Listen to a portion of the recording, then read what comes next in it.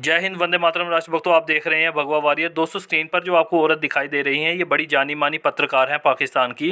लेकिन इनके साथ अभी प्रॉब्लम ये हो गई है कि बड़े बड़े मुस्लिम कंट्रीज़ जितने भी है, चाहे वो दुबई है या बाकी के जितने भी बड़े बड़े और रिच जो कंट्रीज़ हैं, उन्होंने हदीसों को मानने से मना कर दिया। हदीसें मैं आपको बता दूँ कि इस्लाम में बड़ी पवित्र पुस्तकें मानी जाती हैं, कुरान के बाद हदीसें ही आती हैं। तो दोस्तों, उन्हें मानने से मना कर दिया है। अब देखिए ये कैसे रो रो के अपना हाल भारत के हमारे संजय भाई को ये सुना रही हैं, और कैसे वो भी मज़ा ले रहे हैं, और खुद कैसे ये पाकिस्तान का खुद ही मज़ा ले रही हैं, और अपने मौलाना को खुद ही कैसे ये एक सबक सिखा रही हैं अपनी जर्नलिज्म के द्वारा। तो चलिए देखते हैं। खुशी हुई है कि सऊदी क्राउन प्रिंस ने ये बात की है, क्योंकि यहाँ पर तो हम हर चीज जो है वो सऊदी अरब के हिसाब से ही करते हैं और उन्हीं को मानते हैं। यहाँ पे जितने लोग भी हैं, जितने भी मुल्ला हैं, तो अगर वो ऐसा कर देंगे तो कुछ टाइम के बाद ही सही, लेकिन इनको भी करना पड़ेगा। जैसे अगर वो इसराइल को तस्लीम कर लेंगे तो इनको भी कहना पड़ेगा कि हाँ जी, इसराइल भी कोई कंट्री है। तो ये सऊदी अरब के पीछे ही चलते हैं। बाकी जैसे मैं इस्लामाबाद में रहती हूँ, तो इस्लामाबाद में अगर कभी कोई आए और देखे, यहाँ पर अगर आपको कोई घर चाहिए हो रेंट पे, या कोई घर लेना हो, आप खरीदना हो, तो जो मस्जिद के साथ या मस्जिद के पास होता है ना, उस घर की उसका रेंट भी कम होता है, क्योंकि कोई लेता नहीं है और कोई खरीदता नहीं है। क्योंकि ये मुल्ला सारे वक्त लाउड स्पीकर पे, जैसे मैंने पहले भी कहा था अपनी वीडियो में, शोर मचाते रहते हैं और इनके खुतबे जो है वो चलते रहते हैं। और बाहर जितने लड़के और मर्द होते हैं, ये मस्जिद के बाहर आपको खड़े हुए मिलेंगे और खुतबा बाहर से ही सुन लेते हैं, और जब वो खत्म होता है तो फिर अंदर चले जाते हैं। तो इनके खुतबे भी अपने अपने होते हैं, और ये जितने मौलवी हैं, ये एक दूसरे के पीछे नमाज भी नहीं पढ़ते।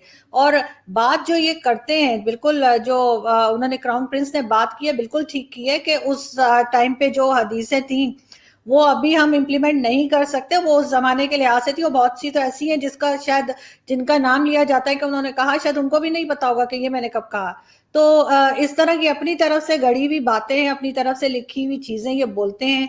बिल्कुल इसी तरह से जैसे यहाँ पर भी जैसे मैंने कहा कि ये तो एक दूसरे के पीछे नमाज नहीं पढ़ते, ये मुल्ला तो एक दूसरे से, और बात क्या करते हैं कि जिंदगी तो मरने के बाद होगी।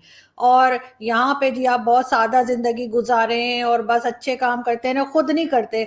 खुद जो है वो ये करोड़ों की गाड़ियों में घूम रहे होते हैं, करोड़ों के इनके घर होते हैं, और सबसे अच्छा बिजनेस ही ऐसा है कि जो रिलीजन बेचने का है। अगर किसी को कोई काम ना मिले, कोई जॉब ना मिले, वो बैठ जाए और बस यही फूकें और तावीजें और बताना शुरू कर दे कि ये पढ़ो तो ऐसा हो जाएगा और वो पढ़ो तो बिल्कुल पैसे आ जाएंगे। तो उसी से जो है इनकी इतनी कमाई हो जाती है, क्योंकि यहाँ पर लोग इतना अंधा बिलीव करते हैं और हर सर वक्त यही कुछ करते रहते हैं, कि जिसकी वजह से इन लोगों का बिजनेस खूब चलता है। अब मुझे कोई एक मौलवी बता दे जो सादा जिंदगी गुजार रहा हो। हर कोई जो है, मतलब शराब ये पीते हैं, सारे नशे ये करते हैं, लड़कियों के साथ ये पकड़े जाते हैं, बल्कि ये तो लड़कों के साथ भी पकड़े जाते हैं, और उसके बाद ये लगता है सॉरी। और बल्कि ये तो उनका तो ये हाल है कि कोई, मतलब कोई आपको ऐसा मौलवी नहीं मिलेगा जिसके पास पैसा ना हो। हर किसी के तो दोस्तों, मुझे उम्मीद है कि आज की वीडियो आपको पसंद आई होगी। दोस्तों, आपने देखा कि पाकिस्तान के लोग अपने हालातों से और अपने मुल्ला मौलवियों से खुद ही कितने परेशान हैं, और इन्हीं के कौम के लोग जो समझदार हैं, जो बाहर के लोग हैं, बड़े बड़े देश हैं, वो इनकी बिल्कुल भी सपोर्ट नहीं करते। इसीलिए ये इतने परेशान रहते हैं और अपना सारा गुस्सा आ जाके भारत पर निकालते हैं। हालांकि ये भारत के खिलाफ कुछ कर तो नहीं सकते, लेकिन फिर भी बोल के, चार बातें बोल के ये खुश हो लेते हैं। तो दोस्तों, ऐसी ही और भी खबरों के लिए चैनल को सब्सक्राइब करिए। इस खबर को ज़्यादा से ज़्यादा लोगों तक पहुंचाइए। जल्द ही आपसे किसी और खबर में मैं फिर मिलने आऊँगा। तब तक के लिए जय श्री राम, वंदे मातरम।